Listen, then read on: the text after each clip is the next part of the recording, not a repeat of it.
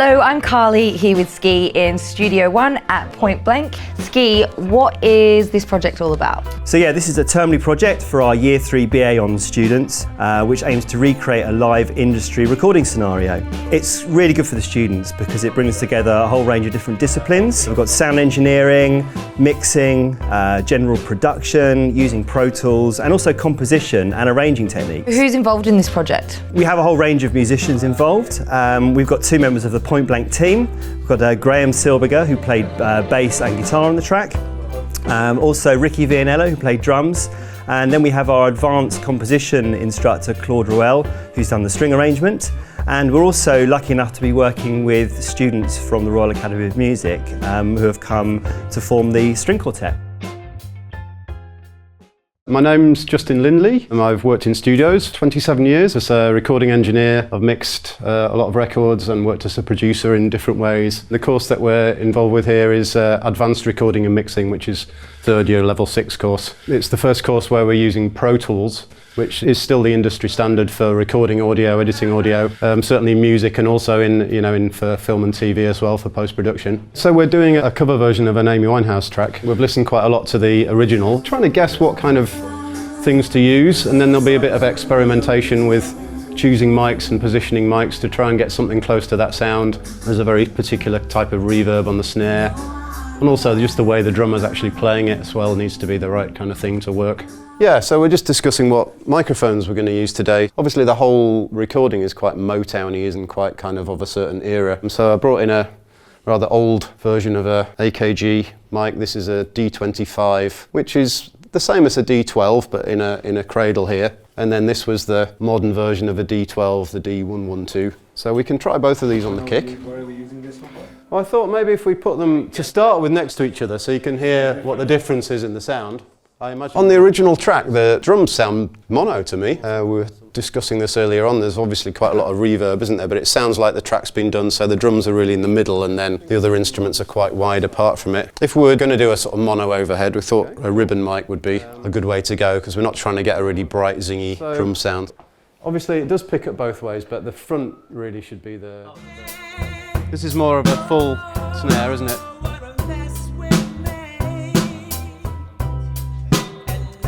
What, if we just put all these in record, I'll just quickly do it for you. I won't do it because it's in play. Sorry Ricky, I'm just going to run it again. We're just wondering a bit about whether we need to tune the snare up, but if we maybe record a bit just as a reference take and then see where we're at. So if you just hit...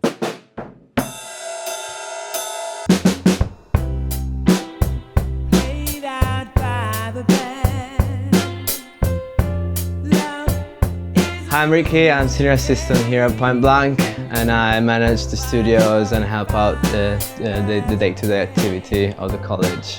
Today the drum recording went really well and actually the students got really nice sounds out of that. It went really close to the actual record.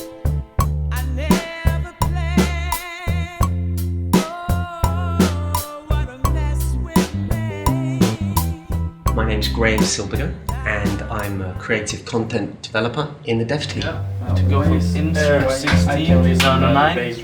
Well, I've been playing, I guess, for over 30 years, bass and guitar, and I was part of the scene in the 80s and 90s that did lots of underground funk music, and I've been fortunate to play on some key albums, Soul to Soul's Club Classics, and some work with George Michael. In today's project, I've been fortunate to play the bass guitar on Amy Winehouse's Love is a Losing Game, and I've played a little guitar on it as well.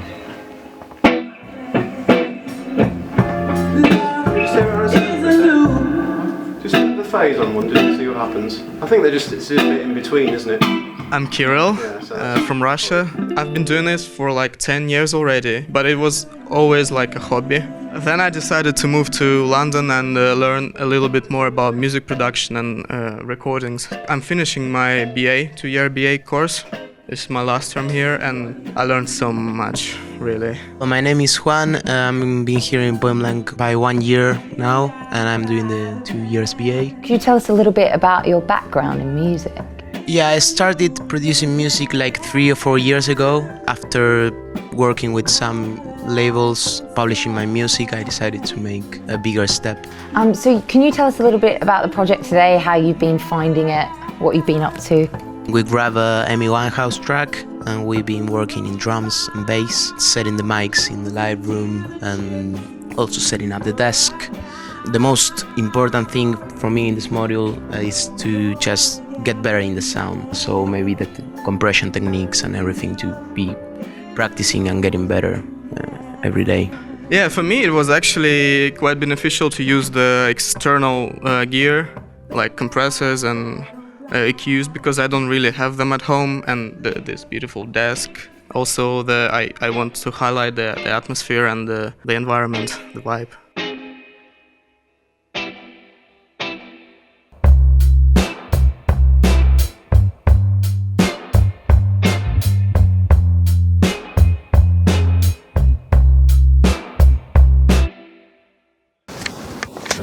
I'm not even going to try and say it, but NOS something, Netherlands something or other, which is nearly the same idea, but you have the mics at 90 degrees and you have them further out. So Yeah, what I thought was if we ran extenders around, kind of so that... What are you doing with the stereo? Are you doing a I bar? wanted to try like right in the middle at the back or something? We've got two condenser pairs and one ribbon. So there's like these... Closer and then more open. Yeah, I get it. Yeah. So what you should really do, so the angle, if there's two things, you can either do I mean 90 degrees and then these have to be 30 centimeters apart. 30 more that way or more British. Yeah. What? Great. Yeah, so you're trying to point it. And we had to look something up on the internet, the first instruction, which is where you put the bow. Yeah.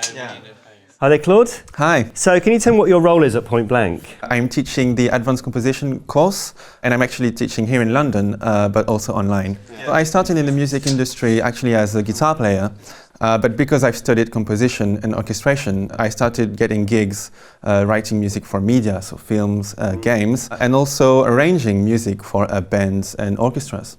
With regards to the string arrangement for this track, how did you approach it? First thing I will do is transcribe the piece or transcribe the song, kind of getting under my fingers on the piano, maybe write down the chords. And because for that specific song there was actually already a string orchestra playing, I could actually transcribe the strings and figure out the voicings. And usually what I like to do at that point is kind of find different things that I can do to kind of make it also my own, you know, when I'm making any arrangement. And were there any specific challenges with this particular string arrangement? Yeah, of course. Well, the main one was that we're actually working with a string quartet, and originally it was with a string orchestra, so a bigger ensemble. So I kind of had to figure out a way to make the voicings and the chord work within the context of a string quartet. But it might feel more comfortable to revo it, I don't know. It's alright, it's all the same. Yeah? Okay, cool. Thank you. And also another challenge for any recording session with orchestral player is to make everything look good on the page, because obviously you want the player to focus on the music and the sound they're going to produce.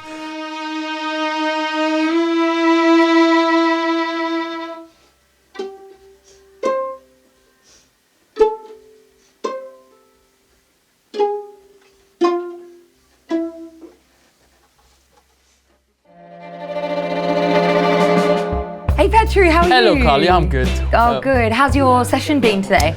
It's been fun, yeah. Very cool music, very like challenges I didn't expect to have.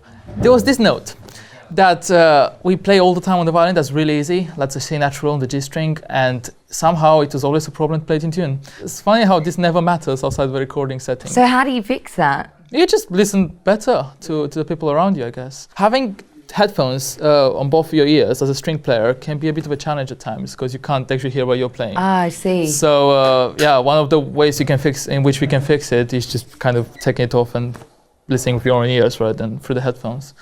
That's about it, I guess. So you study at the Royal Academy of Music. Does today's project tie into your studies at the Academy? It does very nicely, actually. This is a great opportunity to learn exactly how to deal with the problems I've just described earlier, like how to tune properly, how to pay attention to things that in live music, they don't really matter as much because they just go past and you might not even hear them. So it's a great chance to really look into those issues and solve them as well as you're still a student. So a good result in the end, do you think? It's probably decent, yeah. I hope so. Cool. I hope the mixers are going to do their job now. Oh, I'm sure it will. Yeah, we should, record another run through. Yeah, cool. Could we do another take? Are you ready?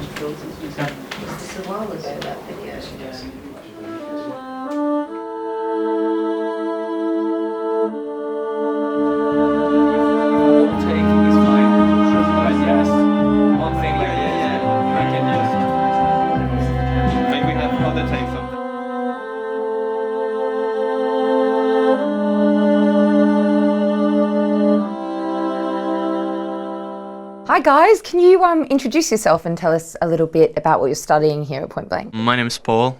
I'm from Germany and I'm studying the BA, the 2-year BA. Started on the diploma course, but then I switched over. And my name's Craig. I've just come off online course, so it's nice to be here finally. Yeah, it must be really nice kind of having access to the studios in this space. Oh yeah, totally, because before you get to see videos and stuff, which is really, it's helpful, but to be able to talk to your tutor throughout the lesson and he'll show you physically what to do, that's great. So how are you feeling about today? Are you excited? Is this the first kind of recording session that you've done? I've worked in studios before, but on the other side, so I just get told where to stand and... Do you mean in a band? Yeah, so today's great because I'm the one behind the screen, moving the mics around, choosing the mics as well, and just experimenting really. That's the main thing we're doing today, and that's what Justin, the tutor, has been getting us to do. He says, just try it, and that's cool. If it works, it works. If it doesn't, it doesn't. So what do you hope to do when you leave Point Blank? I just want to make my own music, record with artists, write songs, and maybe DJ a little bit here and there. After I finished here, I want to start working in a studio and be more behind the desk instead of in front of it. So since coming here, you've found that you kind of prefer that? Oh yeah, certainly. With the online stuff, it was, I just had to produce my own stuff, and that was really interesting. And working to a time scale as well, I've never done that before.